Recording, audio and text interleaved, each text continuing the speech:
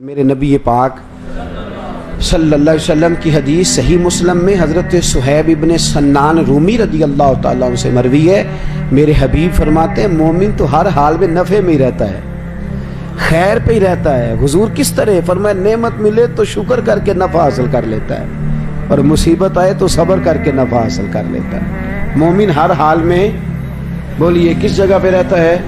سارے بولیں گے آپ؟ اچھا دیکھیں، بات سنیں اور یاد رکھیں، ہم اگر یہ ذہن بنا لیں نا، جس آدمی کا ذہن نہیں ہوتا کوئی آزمائش آئے تو پھنس جاتا ہے، لیکن جو ذہنی طور پہ تیار ہو اس پر کوئی آزمائش آئے تو اسے اتنا پریشان نہیں کرتی۔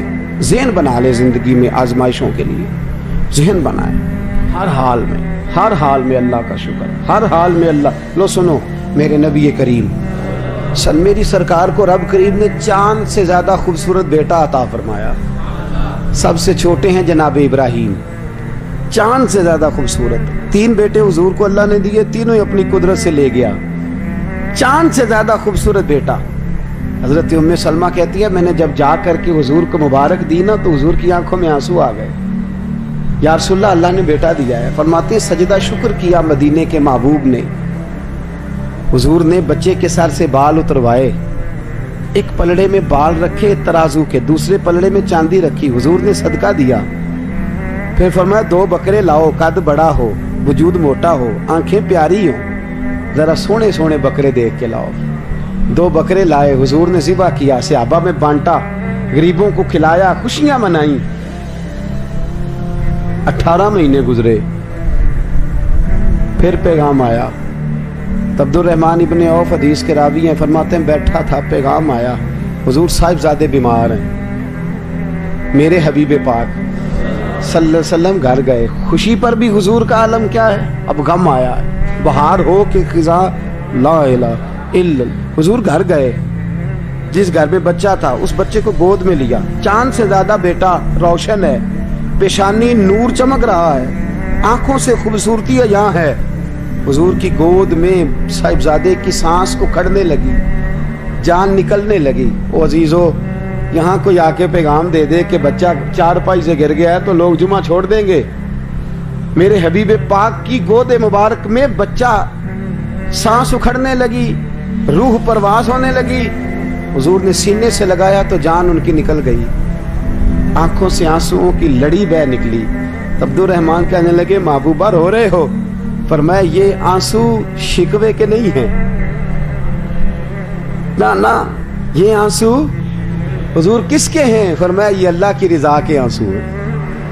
میرا دل رو رہا ہے، آنکھیں آنسو بہا رہی ہیں، پر میری زبان سے وہی کہوں گا جس سے میرا اللہ راضی ہوگا، اس لیے کہ بہار ہو کہ خزاں لا الہ الا اللہ۔ میرے حبیب نے فرمایا دیا بھی اس نے تھا، لے بھی وہی گیا ہے۔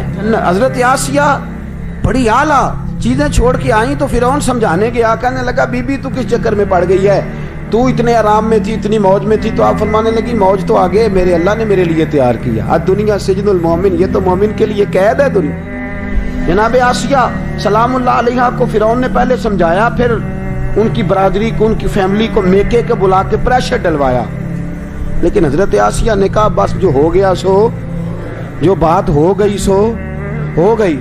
جناب آسیہ رضی اللہ تعالیٰ عنہ ڈٹ گئی نا جب اسلام پہ،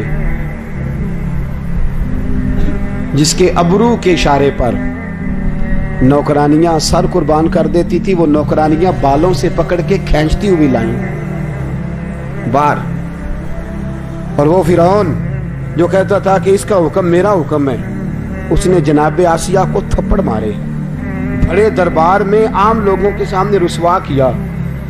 بی بی کی آنکھوں میں آنسو ہیں پر چہرے سے مسکرا رہی ہے، لبوں سے مسکرا رہی ہے۔ سارے چھوڑ گئے، اپنے میکے والے بھی کہنے لگے تو نہیں مانتی تو موج کر۔ میرے عزیز سن اور یاد رکھ، بڑے بڑے کیل ہوتے تھے، میخیں ہوتی تھی لمبی لمبی لوہے کی۔ جناب آسیہ کو دیوار کے ساتھ رکھ کے تو ہاتھوں میں میخیں ٹھونک دی، پیروں میں میخیں ٹھونک دی۔ جناب آسیہ تڑپ رہی ہیں، فرعون نے ان کے وجود پر زخم لگا کے تلوار کے تو نمک اس کے اندر ڈال دیا۔ حضرت موسیٰ رات کو گزرے تو کہنے لگے اماں تیرا کیا حال ہے؟ تو جناب آسیہ کے لفظ ایک بیوی ہو کے عورت ہو کے کہنے لگی موسیٰ مجھے نہ پوچھ، ذرا میرے رب سے پوچھ کے بتا کہ وہ آسیہ سے راضی ہے کہ ناراض ہے، اس سے ذرا پوچھ کے بتا، پوچھ کے اے تن میرا کنگی ہوئے تے میں زلف سجن دی واواں تے پوش میرے دی جتی بن جائے تے میں یار دی قدمی آواں، مارو مارو مینو مار مکاؤ کوئی عذر نہ پیش لے آواں، جے سونا میرے دکھ وچ راضی، جے سونا ہی میرے دکھ وچ راضی تے میں سکھ نو چلے ڈاواں، ہاں یار فریدا جے کتے مل پے سونا اونوں رو رو حال سناواں، جے کتے مل پے سونا اگر کبھی خود ملے، جے کتے مل پے سونا تے اونوں رو رو۔ میرے نبی پاک صلی اللہ علیہ وسلم کی پیاری زوجہ حضرت خدیجہ کا وصال ہونے لگا تو مدینے والے حبیب نے فرمایا خدیجہ جنت میں جائے گی تو میری بیوی کو سلام کہنا۔ خدیجہ کہنے لگی سونیا میں بیوی ہوں، جنت میں کون سی ہے؟ فرمایا آسیہ نے بڑے دکھ سہے ہیں، اللہ کی رضا پہ راضی رہی ہے، جنت میں اللہ اس کا نکاح میرے ساتھ فرما دے گا، میری بیوی بنائے گا اللہ۔ عزیز اس کی رضا پہ راضی رہنا سیکھ، اتنا سخت اپنی زندگی میں رویہ نہ اختیار، اتنا نہ رویا کر دنیا داری کے لیے، اتنا نہ تڑپا کر پیسوں کے لیے، اتنا نہ پریشان ہوا کر اقتدار کے لیے۔ تو جتنے آنسو دنیا کے لیے بہاتا ہے اس سے 2 کم آنسو اس کی رضا کے لیے بہا دے۔ میرے حبیب نے فرمایا 2 قطرے تو مالک کو پسند ہی بڑے ہیں۔ یا رسول اللہ کون سے؟ فرمایا ایک جو اس کی محبت میں بہہ جائے اور ایک جو اس کے خوف سے بہہ جائے، وہ اللہ کو پسند ہے۔ تو کہاں اپنے آنسو ضائع کر رہا ہے، کہاں اپنی انرجی ضائع کر رہا ہے؟ تو اپنے مالک کے ساتھ جڑ جا، وہ جس حال میں تجھے رکھ رہا ہے اس حال میں اس سے راضی ہو جا۔ ایک عورت کام کرتی تھی فرعون کے دربار میں، مشاطہ نام تھا، اور شاہی عورت تھی، شاہی نوکرانی تھی، سب نوکرانیوں کی ہیڈ تھی۔ یہاں میں اکثر کہتا ہوں کہ ایم پی اے کا دوست بھی ہوتا ہے تو وہ بھی کہتا ہے دسیا جے کو کام ہو جاتے، مطلق العنان بادشاہ ہے، ووٹوں سے نہیں آیا۔ فرعون کے دربار میں جناب آسیہ کے کہنے پر وہ بھی کلمہ پڑھ گئی، مسلمان ہو گئی۔ ایک بچی کو کنگھی کر رہی تھی، کنگھی زمین پہ گری تو کہنے لگی یا اللہ مدد۔ وہ کہنے لگی، بچی کہنے لگی کون سا اللہ؟ تو فرعون کو خدا نہیں مانتی؟ کہنے لگی اس پاگل کو کون مانتا ہے؟ میں تو اس کو مانتی ہوں، وَإِلَٰهُكُمْ إِلَٰهٌ وَاحِدٌ لَا إِلَٰهَ إِلَّا هُوَ الرَّحْمَٰنُ الرَّحِيمُ۔ اس کو کون مانتا ہے؟ اس نے کہنے لگی بتاؤں جا کے، اس کو بتاؤں جا کے؟ نہ خوشبو چھپتی ہے نہ محبت چھپتی ہے، جو چھپ جائے وہ نہ خوشبو ہوتی ہے نہ محبت ہوتی ہے، یہ چھپتی ہے ہی نہیں، یہ بہرحال واضح۔ اس نے کہا جا جلدی جا بتا کے آ۔ فرعون کے پاس گئی، جا کے بتایا، کہنے لگی وہ تو کہاں دوڑا پھرتا ہے، وہ تیرے سے تنخواہ لینے والے نہیں تجھے مانتے۔ فرعون آگے کہنے لگا تو کلمہ پڑھتی ہے؟ کہنے لگی تجھے ذرا دیر سے پتہ چلا ہے، میں ویسے کافی دیر سے پڑھ رہی ہوں، تجھے ذرا دیر ہو گئی، مجھے دیر ہو گئی اس کا نام جپتے۔ اس نے کہا مجھے جانتا ہی ہے، مجھے جانتی ہے؟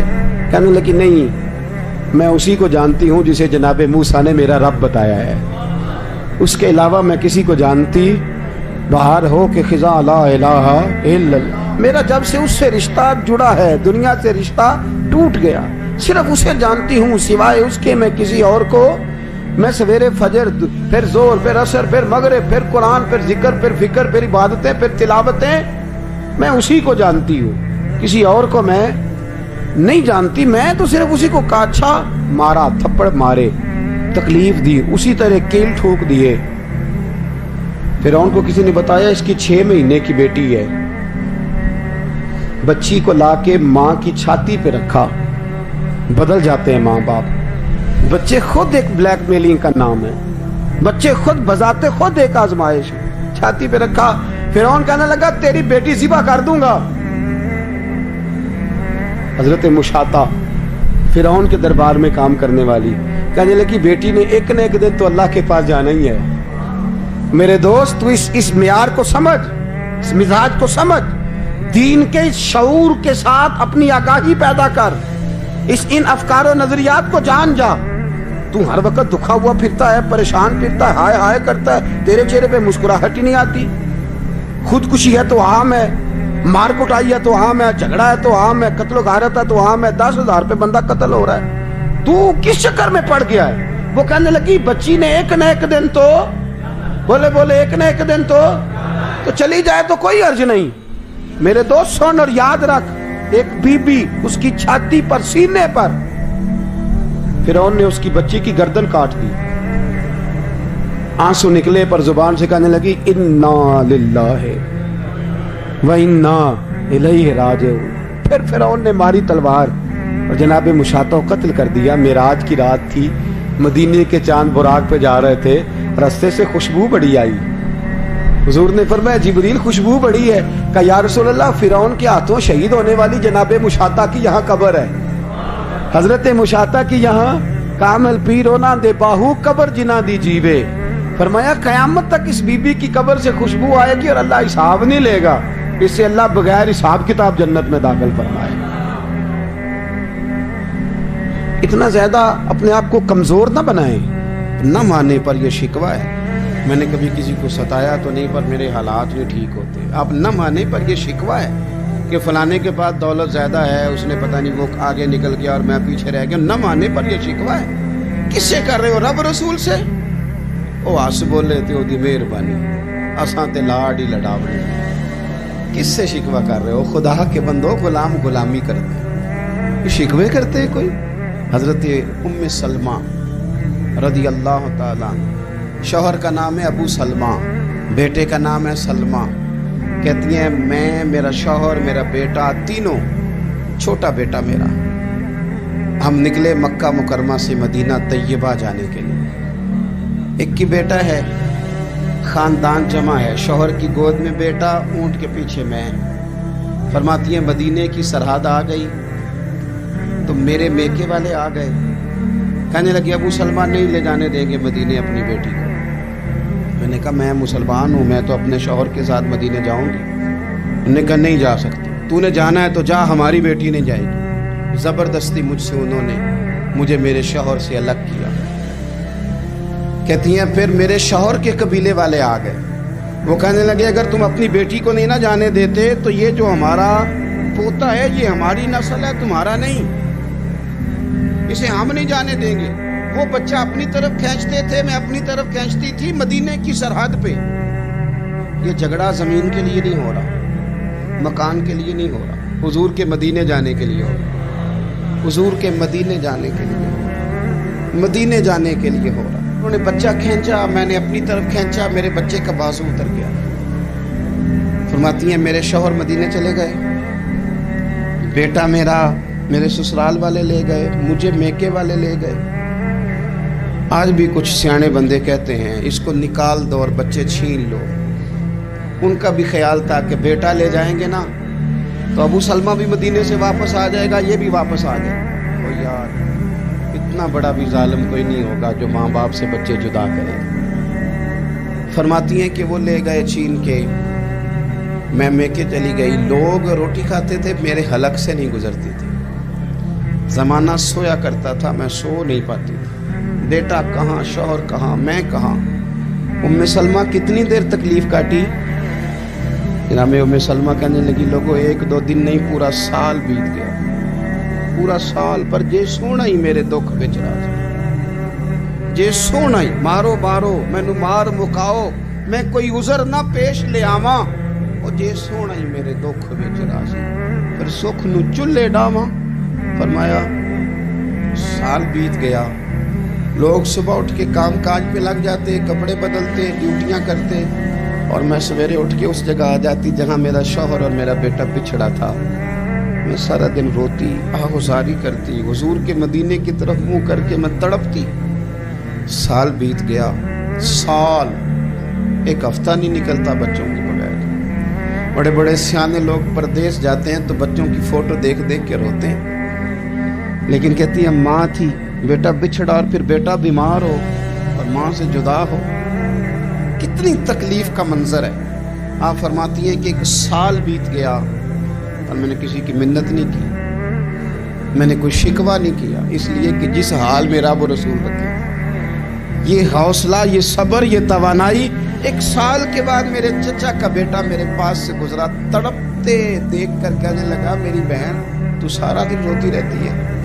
تو میں نے کہا بھائی تمہیں کیا بتاؤں, اس کا شوہر چلا جائے, بیٹا جدا ہو جائے, وہ کیا کرے گی؟ فرماتے اس نے جا کے میرے باپ سے، اپنے والد سے، میرے خاندان والوں سے کہا اس کی سزا کب ختم ہوگی؟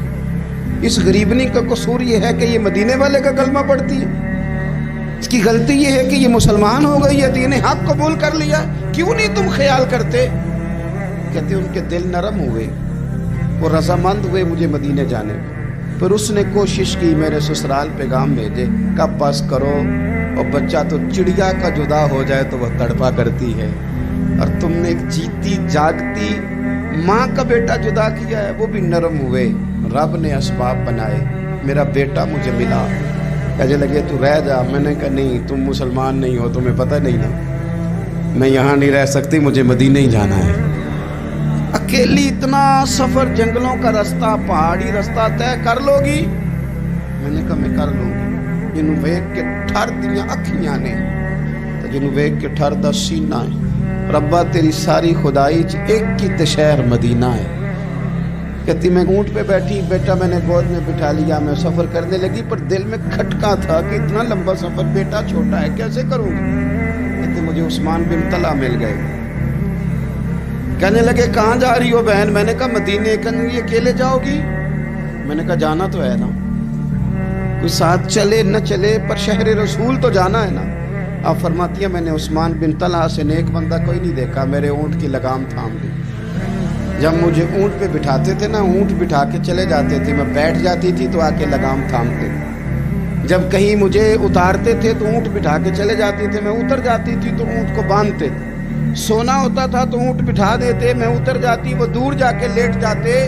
فرماتی تھی پھر میرے لیے میرے رب نے اسباب پیدا کیے اور میں مدینہ پہنچی، میں شوہر سے ملی، اور لوگوں میرے نصیب دیکھو، میں رہنے کہاں لگی؟ حضور کے مدینے میں، شہر رسول میں، شہر رہ پائے نظر ہوش میں آ، یہ کوہ نبی ہے، میں حضور کے حرم کی زمین اور قدم رکھ کے چلنا۔ ارے سر کا موقع ہے او جانے والے، مدینے کے خطے خدا تجھ کو رکھے، غریبوں فقیروں کے ٹھہرانے والے۔ کہتی ہے میں وہاں بسنے لگی۔ آپ فرماتی ہیں مسلمانوں، شاید مجھ سے زیادہ تکلیف کسی نے نہ سہی ہو، پر دیکھو 1 سال پورا میں تکلیف میں رہی، اور جب میرا صبر سال کو پہنچا، صبر کی عمر 1 سال ہوئی، تو پھر رب نے بندوبست کیا، پھر میرے گھر والے بھی نرم ہو گئے، سسرال والے بھی نرم ہو گئے، رب نے میرے آنے جانے کے لیے ایک بندے کا بندوبست بھی فرما دیا، پھر میرا شوہر تک بھی میں پہنچ گئی، مجھے مدینہ الرسول بھی نصیب ہوا۔ 1 سال میں نے صبر کیا تھا، رب نے مجھے مستقل مدینے کا ٹھکانہ عطا فرما دیا۔ لیکن جو بندہ صبر ہی نہ کر پائے، جو صبر ہی نہ، جو کہ جی بڑی دور سے آیا ہوں، بڑی دیر ہو گئی، بڑا ٹائم ہو گیا، کب جا کے مسئلہ حل ہوگا؟ وہ جو آپ نے بتایا تھا وہ تعویذ کب اثر کرے گا، وہ دعا کب قبول ہوگی، وہ فلانا معاملہ کب؟ بھئی یہ ڈیٹ تو آپ کو رب رسول